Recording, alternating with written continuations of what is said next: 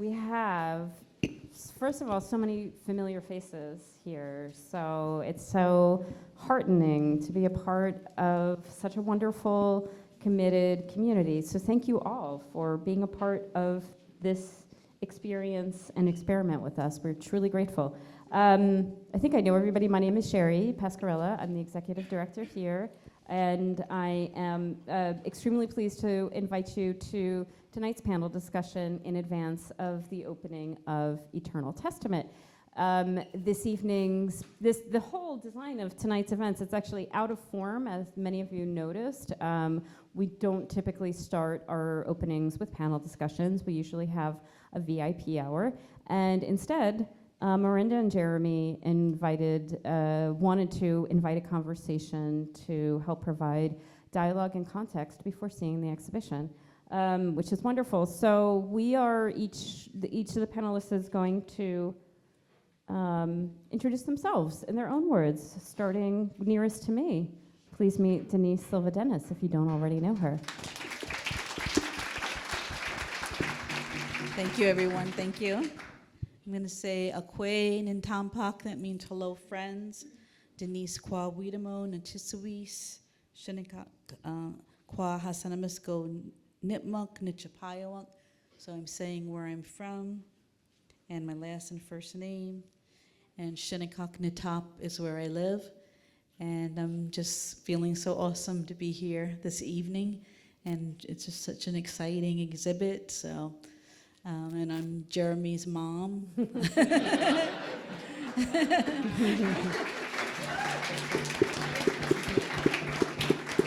Thank you. But I couldn't have done it without Jeremy's dad. So he's in the audience. Thank you. Thank you. Miranda Roberts. Hello, everyone. It's so great to be here. My name is, well, I go by Dr. Miranda Roberts sometimes, but y'all can call me Miranda Roberts. I'm a citizen of the Yerington Paiute tribe, which is in Nevada. It's closer to Reno than it is Vegas, if that helps situate it. And I'm also Chicana. I grew up in Southern California. I'm a first-generation scholar, curator, and I just want to say with this time that I have that it's an honor to be able to be a guest on the Shinnecock and Nantucket lands. I took this responsibility very seriously because Jeremy invited me, and I wanted to be able to celebrate in the ways that he felt necessary. So I'm just very honored to be here tonight, and I look forward to this conversation. Thank you. Thank you, Miranda. And lastly, Jeremy Dennis. Hello, everyone. My name's Jeremy Dennis. I'm an enrolled member from the Shinnecock Indian Nation in Southampton, New York. I'm also a visual artist. I'm also on the board of the church. And some of you may also know me as the lead artist of Ma's House and BIPOC Art Studio.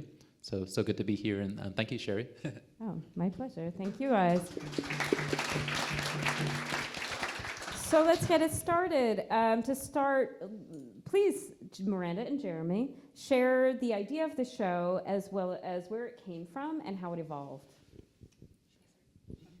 So in 2023, I curated an exhibition called Still We Smile, Humor as Correction and Joy at Idlewild Arts in Idlewild, California.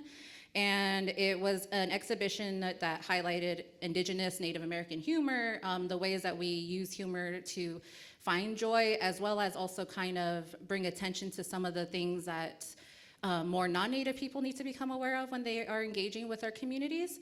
And I included some of Jeremy's pieces in his RISE portfolio in that exhibition. And we had such a great conversation in that space that he invited me to come curate this as an extension. And you can talk about the themes and stuff.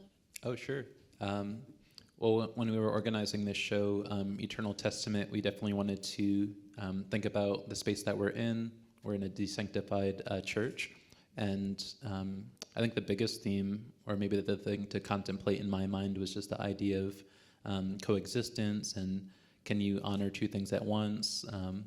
Even though this is now a contemporary art space, can you have like Indigenous art in the same space as something still called the church or with a history of the Christian church? So I really wanted us to organize around that idea of troubled history, conflict in history, conflicted space, And I think art is one of those great equalizers where it brings people together no matter your background or your belief system. And so I try to practice that belief as an artist. And through this show and through our curating, we really wanted to tackle difficult to talk about themes, sometimes through, I guess, survivance, one of the terms that we have described upstairs that you'll see, which involves humor, it involves kind of a processing of difficult themes through that lens. And so I think a lot of the works that you'll see can be viewed that way. And what was it like for you guys working together? How did the process evolve after that? I found it fun. I've curated and co-curated several exhibitions in different spaces, including the Field Museum of Natural History, and it's always a learning curve because you need to be able to go into the space to see it, to understand, how are people interacting with not just the church, but also the artwork that's already up. What do they know or not know about Native communities? And just coming here and spending some time here in the summer was really important for me to be able to understand the story that needed to be told. And then also, though, to lend any sort of just different assistance that Jeremy might need in terms of thinking through how do we explore these themes of resistance and refusal in a space like this, and in a place that is Sag Harbor. And so coming in, I guess, as an outsider of sorts, really helped Jeremy, and just going back and forth. We mostly worked through text because I am in California, so there's that 3-hour time difference, but it worked, and we trusted each other to get through the process. And I took being a guest on this land very seriously, because I'm taught that I don't go in and just do what I want to do, that I follow the lead of the people who have been here for generations. And I really wanted to just be more of a lending ear for Jeremy to help him if he needed it. So it was very great, and I'm very happy that we're good friends now. That's great. And just to add a small bit, I think just seeing Miranda's show Still We Smile out in California, it was just something that I felt like we had to work together again, just because as an independent visual artist, those are the themes I always work with no matter what. So it just felt like our thinking was in alignment. And then when we were choosing works, it was just felt like okay and okay and okay. It's just total agreement, and it's such a great flow. Mm-hmm. Oh, that's great to hear. And Denise, what does it mean for you as an artist to be included in the show? You have a painting in the exhibition. Yes, I never thought as a mom, who wants their mom around them? But it's great to be included as well, because it's such an important exhibit. It talks about, our special relationship with the earth, and it's not something that you can, to us, to buy and sell that easily. It's not a commodity to us. It's our spirit. It's where our people are buried still. I'm part of different organizations like the Baconic Land Trust and Neomuk Land Trust and the Warrior Society for burials. And so it's really important to us. It's still a place where we pray. And this is a church, was once a church, but our church is outside, and there's so many depictions of what it means to be outside, and how important it is to take care of the water and the land, and not only just for the Indigenous people, it's for all of us to be very, very aware. Absolutely. Hear to that. So we're going to come back to talking about your painting, which deals with these things. But first, I'd like to come around to Miranda and Jeremy and ask, let's talk about some of the ideas that are in this show. So one of the sort of key new terms, I think, that might be new for people, and if you have heard it before, you might not have heard a Native person themselves define this term, and the term is forced assimilation. And so share with us, what does that mean? Forced assimilation. So what does that mean? I guess if maybe Miranda, Miranda also is a professor, Dr. Miranda Roberts. She's a professor as well as a curator, and she is actively teaching on all of the topics in this show at the present time at Pomona College in California. So the term, and then what does it mean for each of you? What does the term forced assimilation evoke for you individually? So let's start with Miranda, perhaps. Thank you. I forgot that I am a teacher as well. So yes, I'm at the Claremont Colleges right now as a visiting professor in the art history department. And the way that I bring this topic up to my students is starting with the idea of, we were all, and we get to this topic later, but we were all sovereign nations before the development of the United States. We each had our own way of living, our own governance systems, the ways that we interacted with each other, spirituality and religion. And then when settlement happened, and it's different per coast, right? I mean, Europeans invaded both coasts, but with us on California and the Catholicism and the Spanish, it looks a little bit different. In the terms of, though, either way, you still have this large group of European settlers coming over here. And I say this with humility, like we were offering assistance, and this dominant narrative of, okay, well, these individuals here who are Indigenous are considered quote unquote savage, their religions are savage, they're outdated and they need to be corrected. And that's how harmful of a practice that is, to believe that such things are needed when people have been surviving on this land since time immemorial.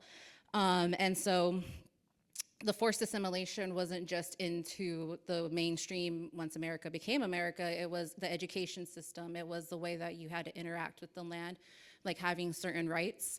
You're not able to access land if it's private property, and those used to be super important for gatherings, et cetera. But I want to put it in the context of the church. I am not a good Catholic, never been a good Catholic. But I always say that the church was the thing, at least the Catholic Church has been the thing that has destroyed so much of my family, because a lot of the doctrine provides shame or creates shame. And having grown up in an environment where shame is something that keeps us from being able to achieve so much of what we want to achieve, I really have an animosity towards the church, because I think it's taken a lot from my community. I think it's taken a lot from us because we feel shame about practicing some of our more spiritual practices out in public. We feel shame over distinguishing creator versus a God from a Christian sense or a Catholic sense. And so this idea that we have to be like the forced assimilation was to create a system where Native people no longer practice those things. And I don't see that as true ever. I think that me, Jeremy, and Denise are an extension of those ancestral works to keep going in terms of survivance and surviving despite the horrors that went on in these churches, because they were horrific, and I won't go into the details of them. But children and women were very harmed, and men were very harmed, and our whole way of life was changed. And we are actively working towards remedying those issues today in our communities through art specifically, so we can give different forms of representation for our youth, so they can see us in different ways and appreciate us in the ways that we want them to be seen in about 100 years, right? Like, I think it's important for all of us to not just think of our current moment as it exists right now. In my community, we think about the future of our youth, about 100 years down the line, and I take it as my responsibility. How do I get my youth to be where I want them to be in 100 years? And I feel art is an essential part of that, and reclaiming a space like that, like this, is a part of that.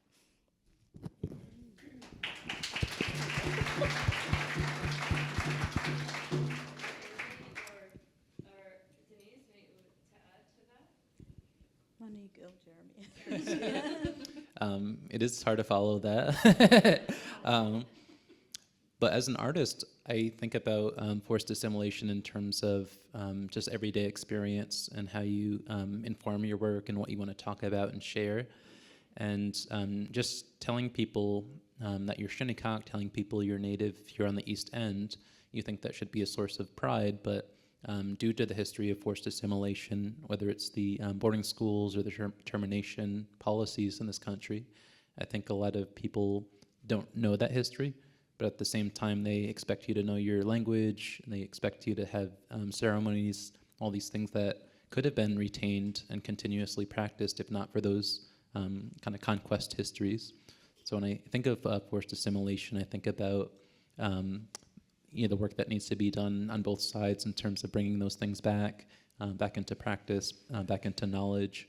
And I do want to acknowledge what we're doing at Ma's house as well. We have a language revitalization exhibit, and that's led by Winnie Tu Tarrant. And this is a process of actually really relevant to the church. We're taking the John Eliot Bible, taking those translations and revitalizing our language. And of course, for many of us in the room, we might know that history of many generations of Indigenous people not being allowed to speak their language, not being able to pass knowledge generation to generation as it traditionally was. And so, so much is to be said in terms of the transformation and hopefully the bright future, which is also featured in the show. Denise. Thank you. And I wanted to add, as a teacher and also as a student K through 12 from the Southampton School District, I can distinctly remember, we're in a big melting pot, and everyone should just mix together. But the reality is, there's so much opposition to actually mixing together at times, and then where's the opportunity on top of that? And I know with the boarding schools, I didn't learn until I was an adult that there were so many people from our nation on Shinnecock, and also my father's nation in Massachusetts, where the children were taken to boarding schools as well. And even my mother-in-law, my husband's mom, was taken to a place in Yaphank. And that's all forced assimilation. It's to make you become part of a culture that is so foreign. It's only a couple of 100 years old, and here we have the DNA in us that goes back thousands and thousands, at least 10,000, 13,000 years right here. And now they're carbon dating even further back. So, I mean, if you're a traditional practitioner, then you just have your creation stories. And here's ours is about the turtle and the water and the whale.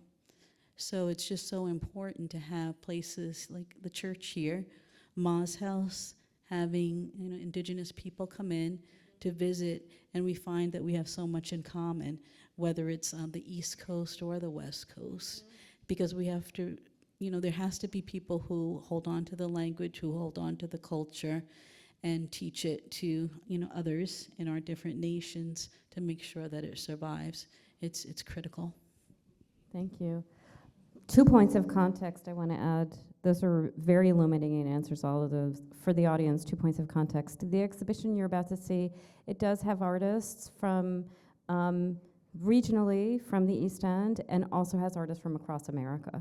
So that's an important note to make. The other thing I want to say to the point that Denise made, and I do believe that there are, in recent years, if not longer ago, all of the culture, I think most of the cultural organizations on the East End of Long Island are now making attempts to include these narratives in their programming. And so the First Language Project that Guildhall presented last year was a big part of that. Longhouse has done work as well. Parish Art Museum will be presenting a show in the future. So I think that increasingly there are an openness in institutional spaces in helping the rest of the non-native communities understand the history and the culture from the perspective of Indigenous people, which is a very important distinction. And we have a lot of programming, by the way, for this show that is also meant to advance that. And I know Holly is here. I can see Holly. She's going to be giving a program called Shinnecock 101, where you will be learning things like creation myths and customs and the history of the Shinnecock people and land. So check our calendar and please come back for that. Returning to you guys. Another key word for this exhibition is sovereignty. So again, can we define sovereignty and then talk about it as a term, and then also what it means here on the East End of Long Island? So I wanted to make sure I had a definition ready, because I think that that's super important, because the way I talk about sovereignty is it's kind of understood amongst my community, and then to teach it is another concept as well. But basically, a sovereign nation is a self-governing country with supreme authority over its territory and population. But I would say, in terms of thinking of that in terms of like an indigenous native cultural context, it's not thinking of it as a country necessarily, it's thinking of it in terms of a nation, in terms of a community that wherever you are in the United States. We were all sovereign nations before the arrival of Europeans, meaning, and I kind of went over that a little bit before, but I think in terms of thinking of this exhibition, I also think of self-determination, which we as Native people have the right to make decisions that are based on our best interest without interference from a federal government, or at least we should, from a United States federal government, because we do know what's best for our communities. And I say that with humility because I don't live on my home reservation, so I have to be very careful about how I speak about these things as well. Living in Southern California, I follow the lead of the community that I'm involved in there. But in here, Jeremy can speak to what that looks like here, and Denise. But when I think of it in terms of how to help you all, it's the artists that are upstairs are all working through how are they taking back some of the narratives that have been transgressed against by European settlers. I also do a lot of work in museums. Museums have been really hard places for Native American people because they have created narratives of harm, of us vanishing. And artists like the ones above us are working through like, no, we are here and we are doing the work still that our ancestors did. So in terms of sovereignty in the show and the way that I think we work through it is what is the best practices for leading us forward that are ancestral, but then also honoring all of you in here today. How do we build a better community with each other as well?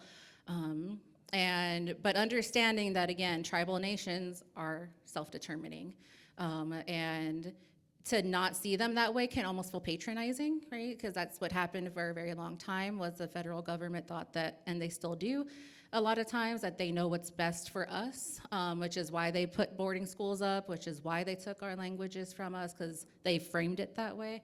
But in actuality, we know what we need to survive and what our children need. So I think that's what the show really does really well, is exemplifying how artists are reclaiming that self-determination narrative from a larger audience.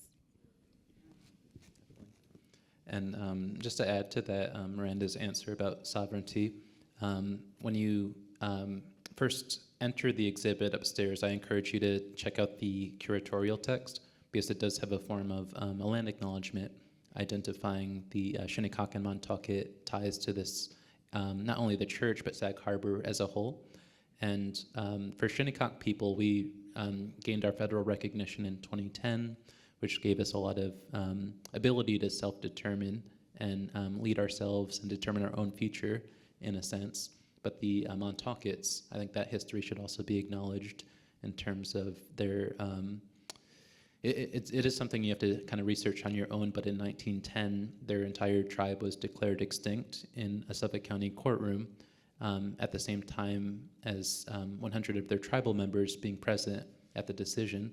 And so that's a real injustice, because a lot of the work that Shinnecock is doing is thanks to really our kin within Montauk, and those who are still waiting for recognition, for the ability to basically just live as they have lived for thousands of years without interruption. Going back to Shinnecock, I think sovereignty is such an important thing to talk about, because even though we do have federal recognition, you probably see in the news that we're getting attacked for economic development, whether it's the gas station, the Shinnecock monuments, or the smoke shops and the dispensary that we have.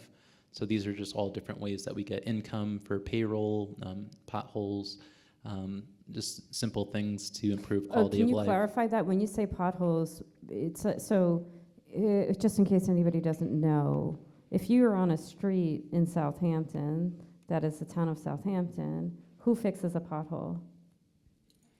The town of Southampton. Yeah, town of Southampton. But and for if us, you drive down the street to crossing that border where the little guy is in the gate, and now I'm on the Shinnecock territory, who fixes a pothole? Jeremy's dad. Yeah. I'm serious. I mean, It's crazy. This is eye-opening for us. This is real. Yeah, this is. Really how we have to live. It's ridiculous. Because, a lot of times, there's a grant for $1 million to take care of the roads, but we still have potholes all the time. And so what we have to do is think outside the box. So this is some real sovereign stuff.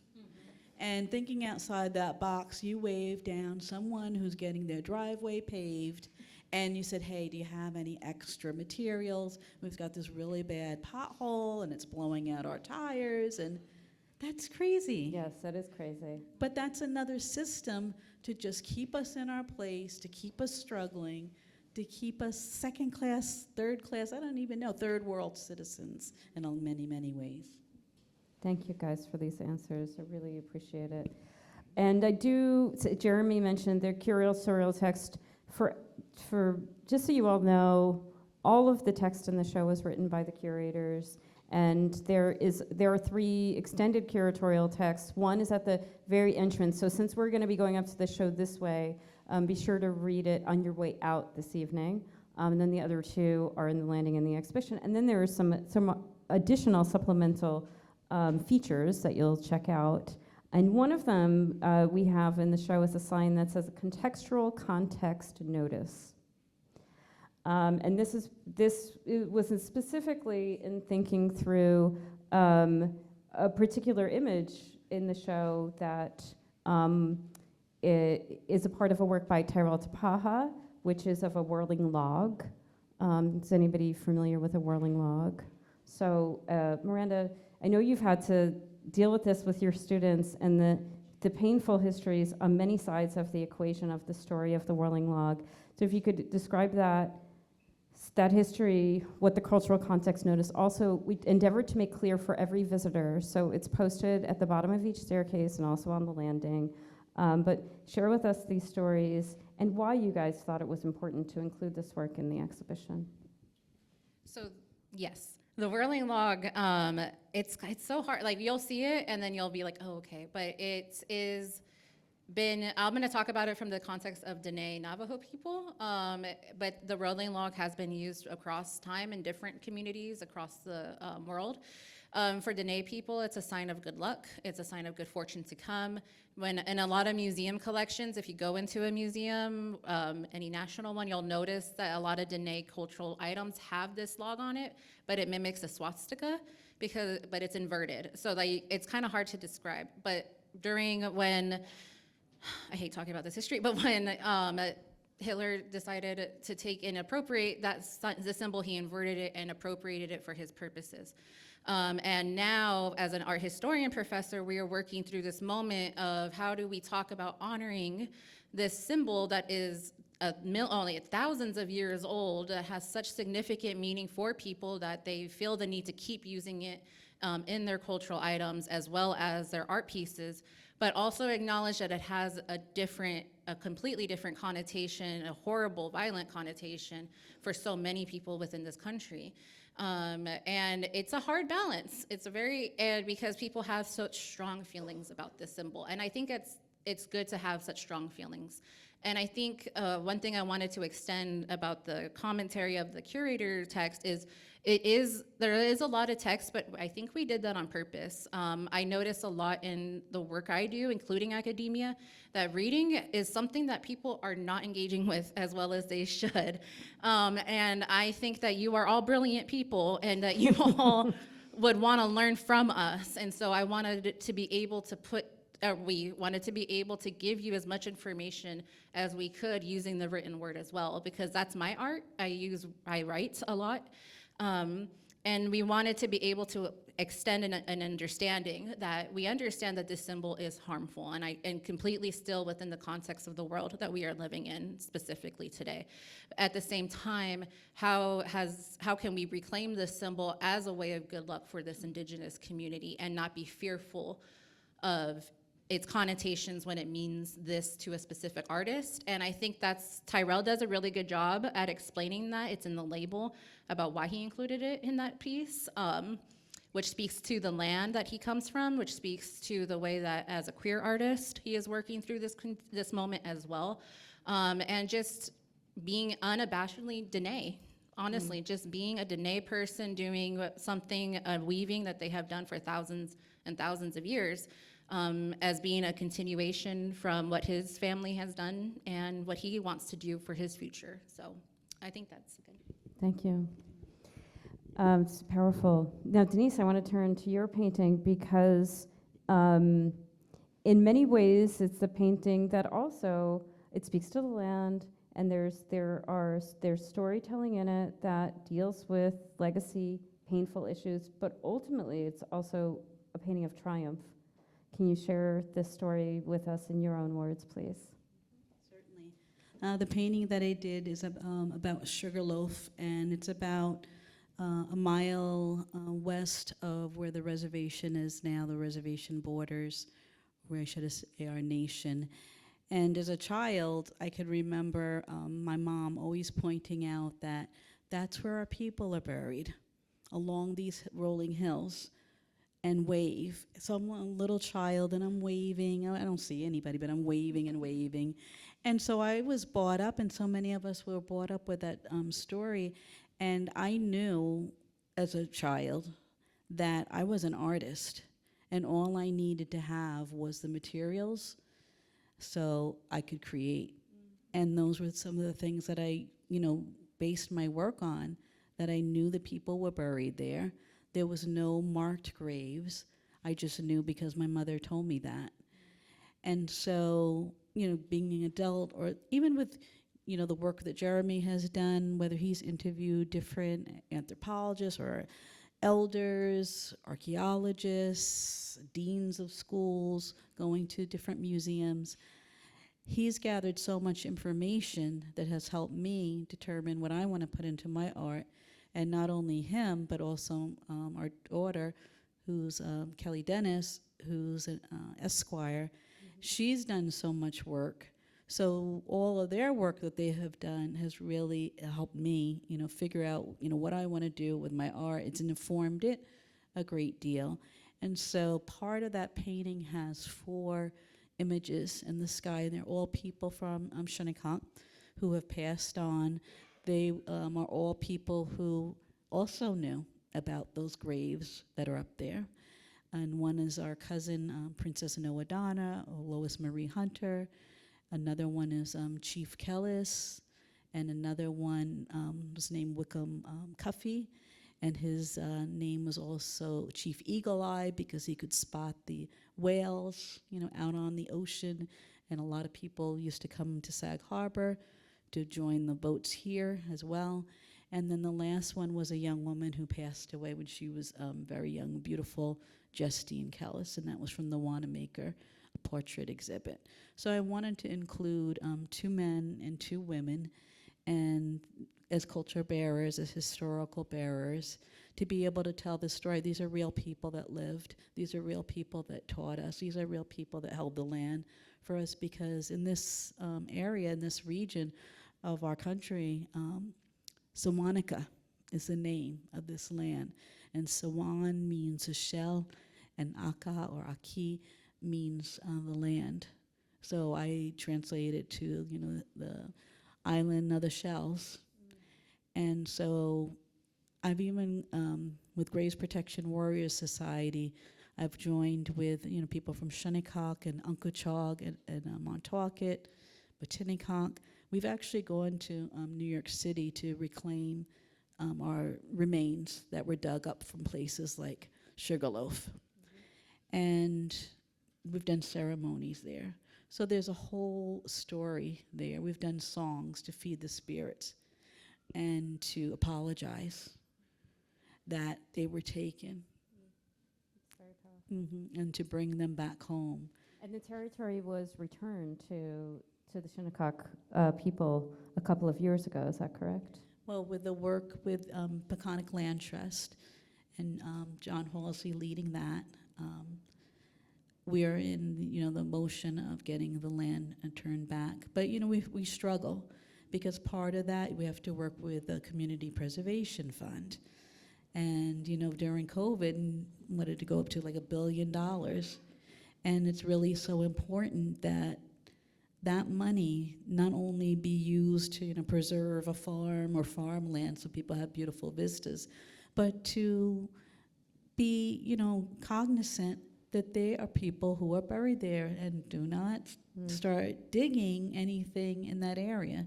It's holy, it's sacred, it's our people, and so we spend a great deal of time still trying to protect it, and the way that I do it is through paintings, because I feel like when people view a painting like that, then it won't be so much like, oh, this is in your face. You look at it and you determine what you can, grab from it. Is it touching your heart? Is it touching your soul? Because that's what it's meant to do.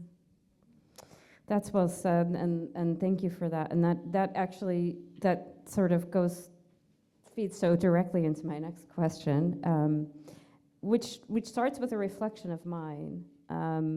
Over the course of being a facilitator and working with you guys and making this show happen, I saw the show evolve. And when Miranda visited last summer, her last day of the stay was talking about the show at Idlewild with Jeremy, over which they are acquainted, and shared this idea, and also directly referenced the Cara Romero photograph that's now upstairs, which is very cool. But the idea was about, similar to the Idlewild show, about through this notion of survivance, Native artists using humor and joy and subversion. And what has happened over the course of the show coming together is there's actually a range of emotions that are explored by the artists in the exhibition, and we see subversion and humor and resistance and defiance, proclamation, hard truths, and ultimately there is the expression of joy and triumph throughout the show. So I was hoping that you guys could speak to this panoply of experiences that are on view, and what it was like for you, and what you hope people take away from that. Oh, sure. We spoke about themes of humor, themes of processing trauma in a lighter way. But one of the really strong themes that a handful of the artists are contending with is trying to envision what Indigenous futurisms looks like. What do Native people and culture look like in the future? Just the idea of our resilience, and whether it's 100 years from now, 1,000 years from now, incorporating technology into things that are traditional symbols or traditional beliefs. Could be from creation stories or many different avenues. So I think one of the things I hope a lot of people take away, especially in the positive sense, is the idea that, especially in Native culture, culture is never static. We're always evolving. We're always becoming. I think that's an interesting idea. Yeah. And I always, outside of this exhibit, what we at Shinnecock are really proud of is also our powwow tradition. And I think about powwow just because a lot of what I try to do as an artist is celebrate that spirit all year long, just celebrating our culture, where we come from.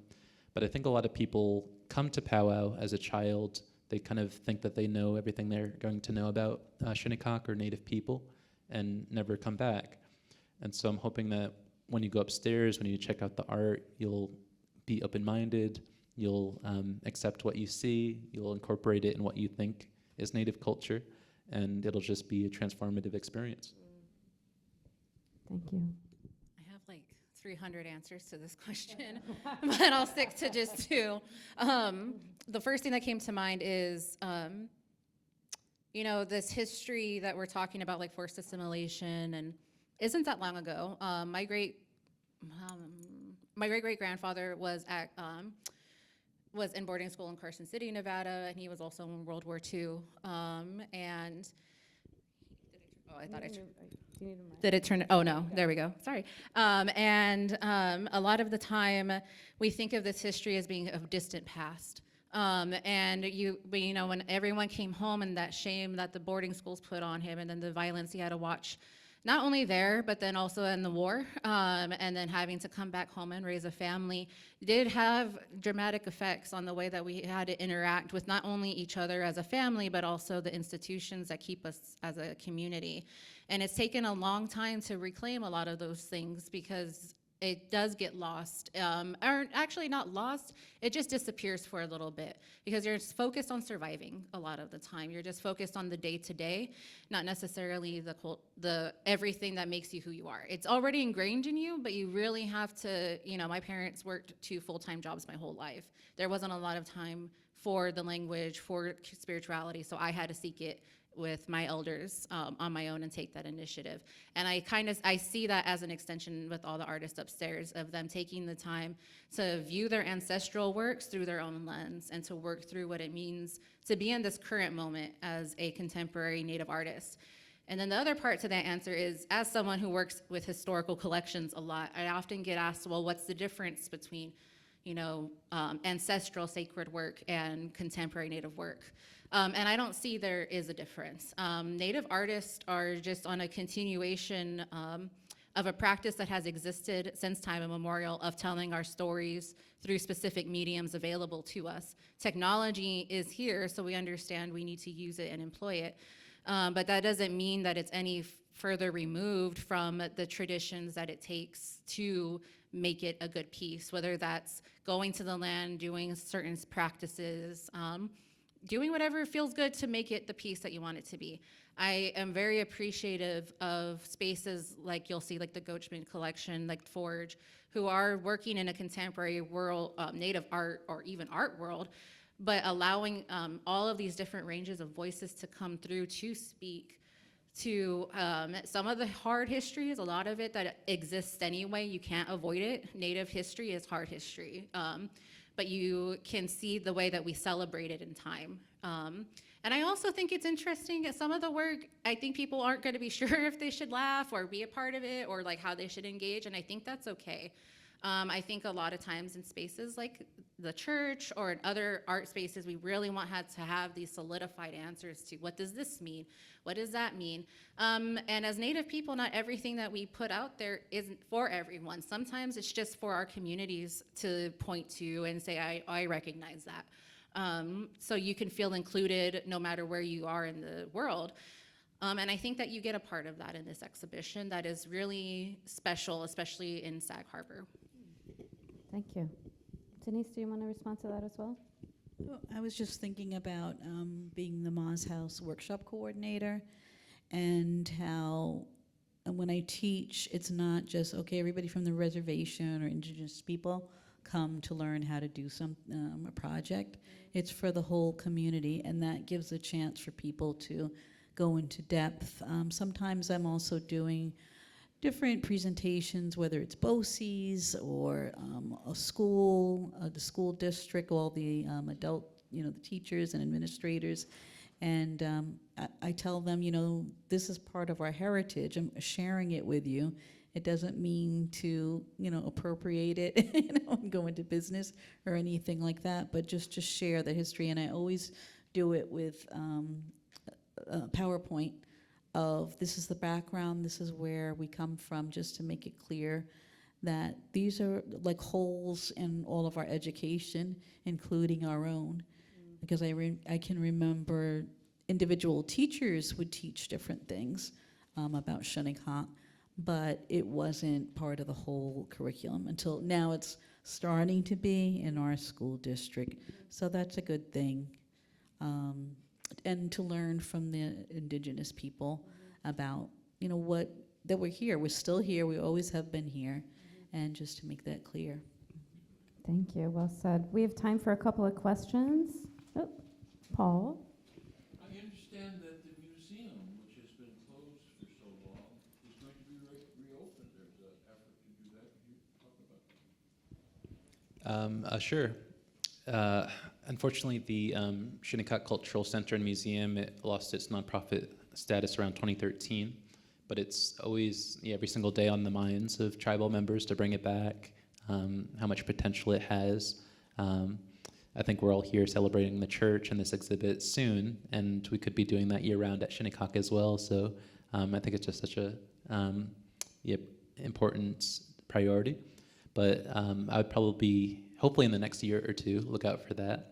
But in the meantime, if you're looking for connections, I invite you to visit Ma's house. Mm-hmm. Yes, question. Yeah, you talked about artwork for preserving your culture. Are there any Indian or Shinnecock cartoonists, like the New Yorker magazine, that create cartoons to tell and this is not a joke, I mean, the cartoon, it's a very serious, large industry. Elisa, did you say Walter Scott? Okay. So Walter Scott, look him up. There's a couple of, especially on social media, cartoonists who do political illustrations, but Miranda, are any coming to mind? There's two, and I can't remember one of their names right now, and it's gonna bother me. But the other one his name is Jason Garcia. He's from the Pueblo community. And he draws comic book covers that are like the Pueblo, because you have to have a lot of understanding what the Pueblos went through with the Spanish, but basically of the Pueblo communities winning against the Spanish at a particular time. He draws a lot of like dances in a cartoon. I wouldn't say a cartoon, it's like a comic book kind of style. There is someone who does, I'm gonna look for the name right now, but there is someone who does the type of what you're referring to. But I just don't remember their name, unfortunately. But I will say that I think that cartoon work or even comic book type work, with Shoya Alvitri is also someone who's done a lot of work in comic books or with comic illustration. She's Tongva, she's from Los Angeles. So I think they are there, but maybe they're not as prolific as they could be. Thank you for such an informed answer. What time are we at? Sorry, 5:50. We have time for another question, if anybody has another question. Do you guys have any? Oh, sorry, Robbie Stein, please. Hi, I wanted you to talk a little bit more about your experience in museums and what it does to the work. A couple of years ago, I read a book called Origin. I think Jennifer Hall, I can't remember if that's her name, but who really outlined well how difficult it was to get back sacred pieces. Yes, thank you. So it's such a hard line. Because we think we have to remember that a lot of our collection, or a lot of the pieces that were taken for museums were put into different contextual museums. So you have a history museum, you have natural history, you have art, and they all have, not all of them, I'm trying to find the words, but the harm that has been committed is that at some points there were anthropologists who went into communities and stole a lot of the material because, again, the overarching idea in the 19th century, at least, was that all Native people would vanish, that we wouldn't be here anymore, that we were going to be essentially erased. And so it was the idea of anthropologists to collect all of our things to preserve that history for the rest of time because someone needed to talk about it. And in the context of a natural history museum where I worked for 4 to 5 years, what has happened is it's very bureaucratic, as we all know, that's what runs these places, and there is a federal law, NAGPRA, the Native American Graves and Repatriation Act, that has to be honored, but that's only if it's a federally recognized tribe. Non-federally recognized tribes aren't recognized in that. I will say that the hard part of all of this is helping the non-Native curators, non-Native anthropologists, understand or recontextualize their understanding of a collection. Because I think that one thing I've had to learn how to do very well is understand that a lot of people appreciate Native American art, and that is beautiful, and I do appreciate that from different centuries, from different points. However, their understanding of it comes from a point of view that is maybe just has been appropriated over time, and they don't understand the full significance of making sure that those pieces, whether they're baskets or rugs or dresses or shirts or shields, the importance of putting those back into community. They deserve to be sung to and to be used for drumming and all of these things. But you, at the same time, people go to museums and expect to kind of see Native American cultural items. So how do you balance the two? It's really hard. And in my line of work, though, I will say the way that I operate is I like to point out those contradictions. I like to point out that these pieces were brought here sometimes under duress, right? Sometimes our communities did sell our pieces, but we have to think of the economic climate at the time and how we were living on reservations that weren't supporting us, and the only way to feed our families was to sell these pieces. And the individual choices that went into those shouldn't be discounted. And I feel very fortunate to have, I run by practice of doing work that reunites communities with their cultural items so they can continue to learn from them. For example, a lot of basket weavers that I work with from Cahuilla territory where I'm from, we go into collections with each other, they touch the baskets without gloves, they hold them, they talk to them in their language, and then they teach that to the next generation of their, the people who are learning from them. So it's a continuation, but again, it's, museums are colonial spaces in the ways that we understand them, and it takes a lot of time to really undo that work. In terms of how do we get to a place that tells a story that the public wants to know versus the one that the Native community wants to have told. That's interesting. Well said. April? Do you want the mic? Oh, do you guys have the mic here? I just thank you very much for this conversation. It's been really elucidating and great.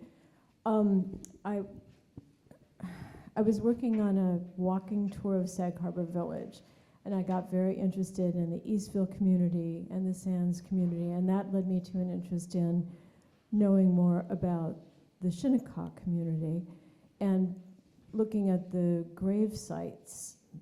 There is Olive, Queen of the Pharaohs of the Montaukett Nation is buried there. There are a few Native Americans that are represented in that cemetery. But there's also William Tooker's grave, William Wallace Tooker's grave, and he was a self-styled historian of Native Americans. He called himself an Algonquinist. He's the reason that Mashashamuet Park is named that, et cetera, et cetera. But I had understood that most of what he collected from your land he gave to the Brooklyn Museum. There's apparently a very large holding of Native American artifacts there, and I was just wondering if you knew whether there has been some movement on getting some of these precious objects, these historically and culturally important objects back here. I mean, you don't work here, obviously, no. Miranda.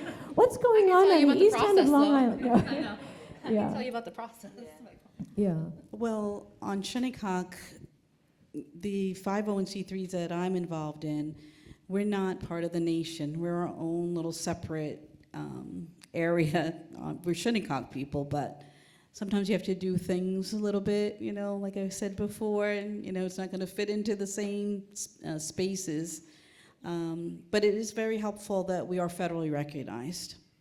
So we are able to help the Unkachog, we're able to help the Montaukett and Matinecock, Setauket people, because the collections are in museums, like the museum, the Natural History Museum in New York City, what I was talking about before.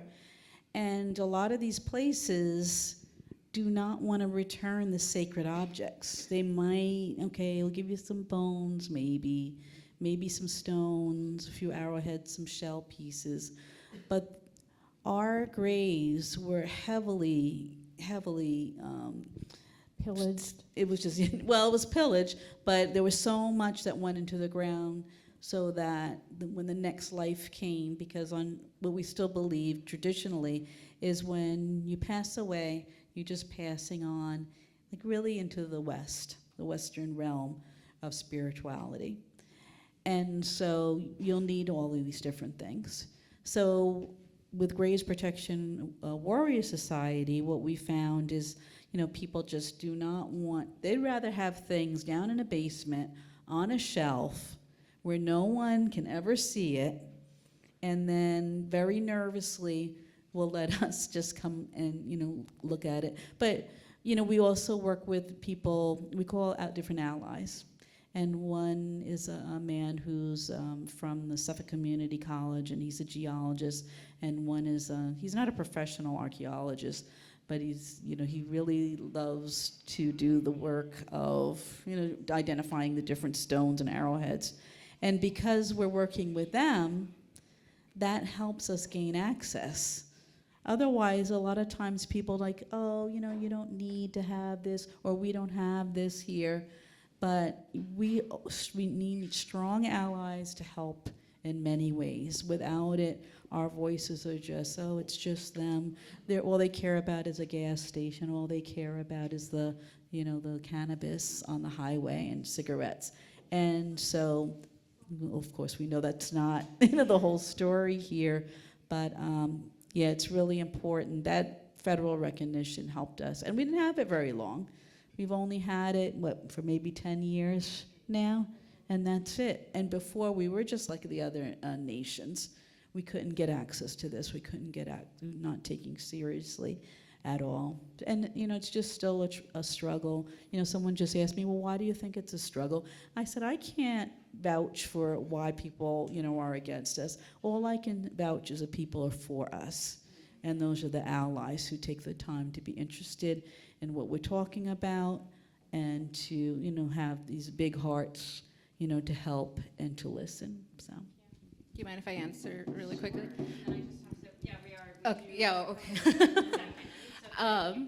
I'll just answer very quick. Kind of an extension to that is, I've worked in these museums as an Indigenous woman, and the language that's used is by a lot of scientists, because these are archaeologists, anthropologists, or scientists.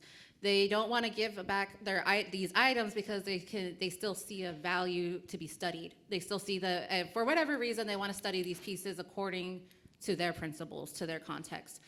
And the work that I do, or try to do with humility, is help those individuals understand why that's harmful, because I've had to walk into collection spaces where I've been with tribal elders from different nations who have seen their grandmother's things just in a box. And then she can't leave with them. She cried. It's a very emotional process. And unless you're there to see it and then to have the understanding about why it goes back home, why it needs to, that humility isn't extended to us all the time. And we have to share that experience, right, a lot of times with that reunification. But what I want to say is that when these institutions say they don't want to do the work, there's a number of reasons for that, and I will say at least right now it's because a lot of times people don't know how to work with Native communities. They're very afraid to. They're afraid to have the awkward conversations. They're afraid to say the wrong thing, but you don't know until you try. And that includes me having to be a guest on different lands across different time. And I think that that's a part of our role, is to be uncomfortable, and because these things are uncomfortable. We didn't create the circumstances that we're living in right now in many ways, but we have an obligation to fix that legacy. And that includes having to understand that it's our role with power and privilege to negotiate for those things to go home when we have the opportunity to do so. And who cares if the community wants to burn it at the end of it, because that's what they need to do. That's not our business, that's their business. And that's something that I think we had to think of ownership differently. Just because a museum owns it doesn't mean that they actually own it. And yeah, I'll leave it there, so thank you. Okay, so I have just two closing statements and then a very special introduction. So, Indigenous Futures, I want to say throughout the exhibition, there are opportunities for you to learn and also to get involved, to give, to donate, to learn how you might be supportive in this community of the future that is being presented here, that's being offered here. I know that the church, for one, we are giving 50% of our proceeds from our programming from this exhibition to Ma's House. And I'm only saying that for two reasons. I'm saying that not to make us look like performative or anything. I'm saying it, number one, you guys better show up. And number two, please join us. Because it really does not take a lot for every single person in this room goes and scans one of those QR codes and gives $5. You're making a difference, or signs a petition, or reads an article, or reads a letter. You are helping to change the future in that action. So just carry that with you when you see the show. Number two, I would like to extend a deep thanks to Miranda and Jeremy and to Denise, not only for being here tonight, but especially to all of the artists in the show for giving us the opportunity at the church, A, to show this exhibition, B, to be a part of the story, and C, to benefit from the opportunity to learn from an important story that we all share. It needs to be clear that this land has evolved in a way that there were people who before us and there were people who came after, and we are in community together. And we are grateful to be educated in the story from your point of view, and carry that with you when you see this show too. This is not necessarily about your point of view. It's about what you're being offered to understand from someone else. So with that, thank you. Thank you. Please help me welcome Jeffrey Pergram, who is going to lead us in ceremonial song and drumming up to the exhibition.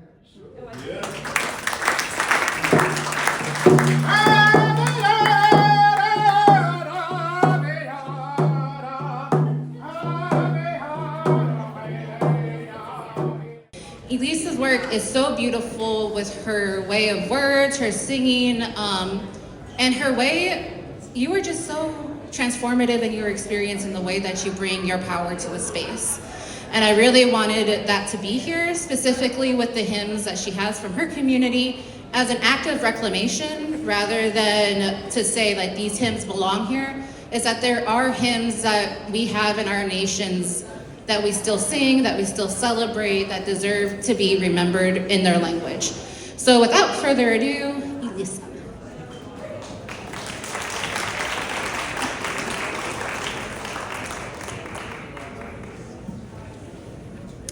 Hische Stango. My name is Elisa Harkins. I'm Cherokee and Muskogee Creek. I'm Bear Clan, and my tribal town is Coweta. And I'm from Tulsa, Oklahoma, which, because of a historic US Supreme Court decision, the McGirt decision, it is recognized as being on the Muskogee, the Cherokee, and the Osage reservations. Land back.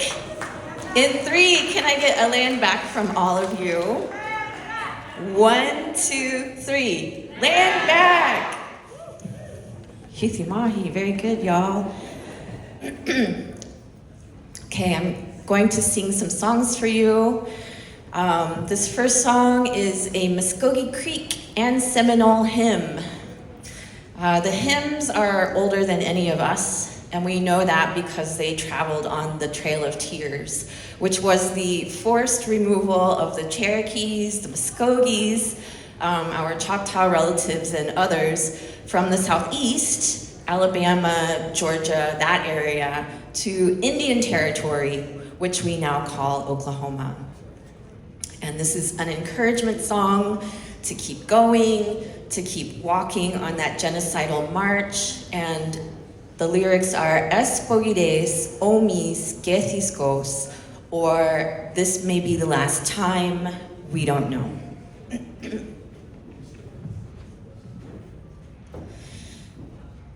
Espogides omis gethiskos, Espogides omis gethiskos, me gusta pake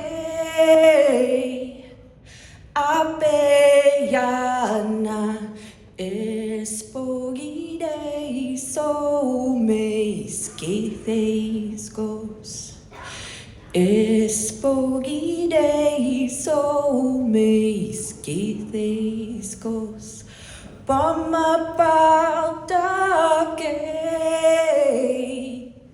Apeyana Espogide so meisketes kos Espogide so meisketes kos Chawandake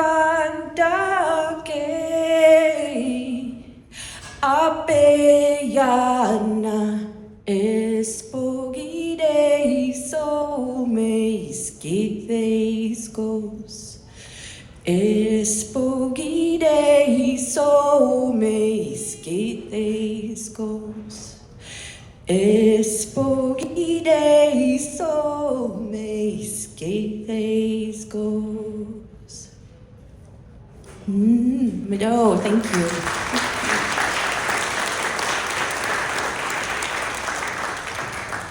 Some of you may recognize that song.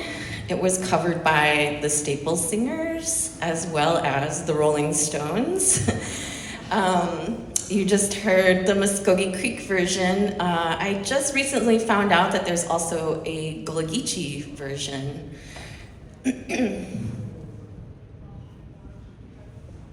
So I brought my drum all the way from the Muskogee Reservation. Sorry about that.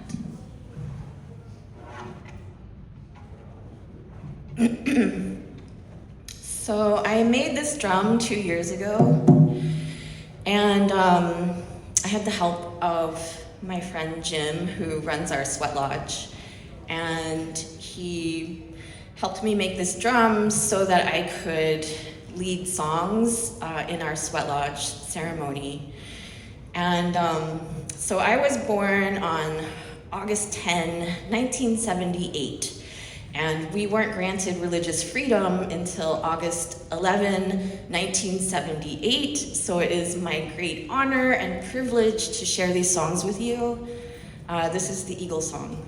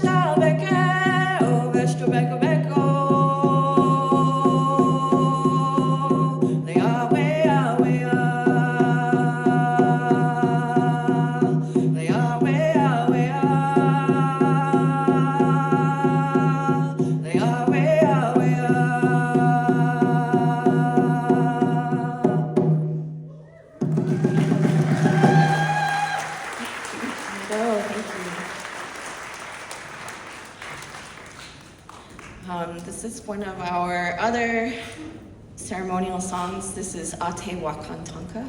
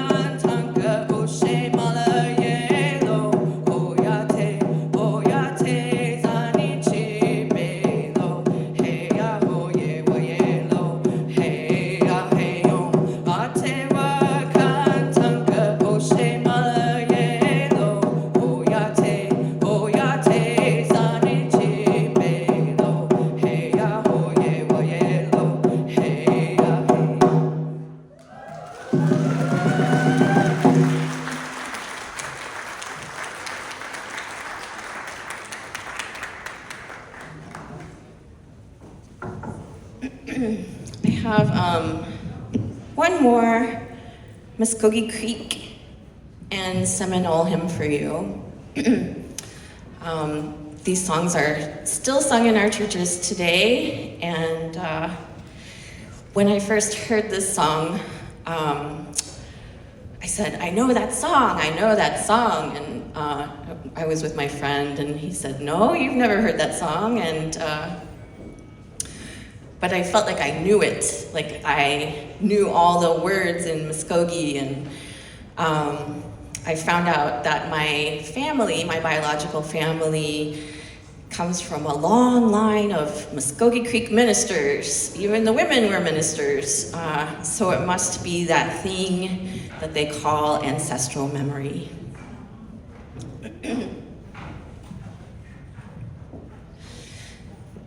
Hallelujah, hey agathes, hallelujah, hallelujah,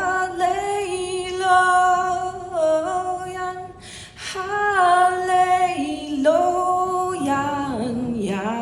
hey agathes, hallelujah, hallelujah, anane, hey jet, may minaboges, hallelujah, hallelujah.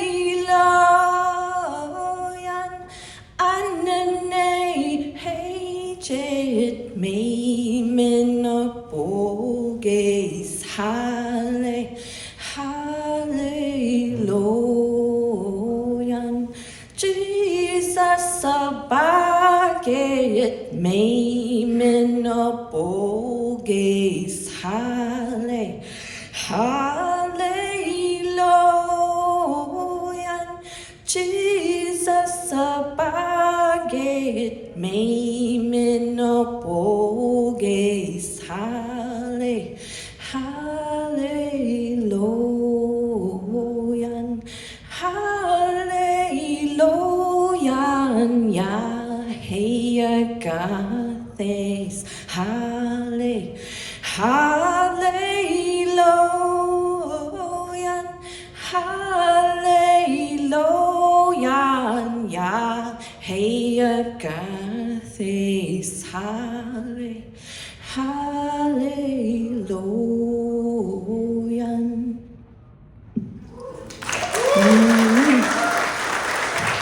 Meadow, many meadows, and many meadows to Jeremy and Miranda for having me, and many meadows to everyone at the church. I've had just a beautiful experience in this residency, and many meadows to all of you for coming, and Ajajka, much love to you.